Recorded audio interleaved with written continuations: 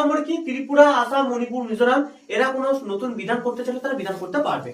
নতুন করে নিয়মকানুন চালু করতে চাইলে এই 4টে স্টেট এরা চালু করতে পারবে, তাই তো? বেশ, এরপর কি, কেন্দ্রীয় রাজ্য সরকারের মধ্যে ক্ষমতার বন্টন। কিছু কিছু ক্ষমতা কেন্দ্রীয় সরকারের আন্ডারে আছে, কিছু কিছু ক্ষমতা রাজ্য সরকারের আন্ডারে আছে, কিছু কিছু ক্ষমতা কি আছে দুজনের মধ্যে দায়িত্ব দেওয়া, মানে কি দুজনের মধ্যে যুগ্মভাবে তালিকা আছে। কিছু কিছু ক্ষমতা কেন্দ্র সরকারের তালিকায়, কিছু কিছু রাজ্য সরকারের তালিকায়, কিছু কিছু যুগ্ম তালিকা। তিনটে তালিকার মধ্যে ভাগ হচ্ছে, কেন্দ্র তালিকা, রাজ্য তালিকা আর হচ্ছে যুগ্ম তালিকা। ওটা দেখবো ক্ষমতার বন্টন। 8 নম্বর কি আছে, ভাষা। কতগুলি ভাষাকে প্রায়োরিটি দেওয়া হয়েছে? 22টি ভাষাকে।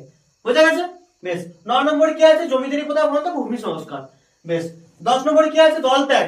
বললাম যে কোনো একজন ব্যক্তি সে এই দল করছে, এই দলে জয়লাভ করছে, 2-3 মাস পরে তাকে অন্য দলে সে নিয়ে নেওয়া হচ্ছে বা অন্য দলে সে চলে যাচ্ছে, অংশগ্রহণ করে নিচ্ছে বা সেই দলে চেঞ্জ করে নিয়ে অন্য দলে যোগদান করছে, তাই তো? দল ত্যাগ বিরোধী কি হচ্ছে আইন। বেশ। 9 নম্বর তফসিলে, 10 নম্বর তফসিলে। বেশ। 11 নম্বর তফসিলে কি আছে, পঞ্চায়েত ব্যবস্থা কার্যকারিতা, তাই তো? পঞ্চায়েত ব্যবস্থার কার্যকারিতা কত নম্বর সংশোধনীর মাধ্যমে? 73 নম্বর সংশোধনীর মাধ্যমে। আর 12 নম্বর তফসিলে কি আছে, পৌরসভার কার্যকারিতা 74 নম্বর সংশোধনীর মাধ্যমে। বোঝা গেছে? ক্লিয়ার?